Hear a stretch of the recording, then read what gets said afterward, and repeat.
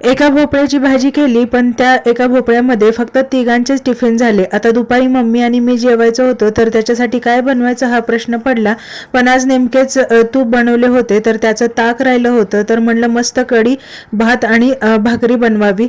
तर बघा इथे मी लसूण, खोबरं आणि कोथिंबीर आणि मिरची टाकून वाटण बनवलं. ते थोडंसं जास्त तेलामध्ये परतून घेतलं.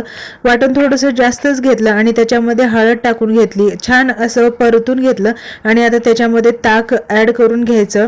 कढीला कधी उकळी द्यायची नाही. उकळी द्यायची झाली तर उलटणे किंवा पळीने हलवत हलवत द्यायचं, म्हणजे कढी फुटत नाही. तर तसंच मी पण करते.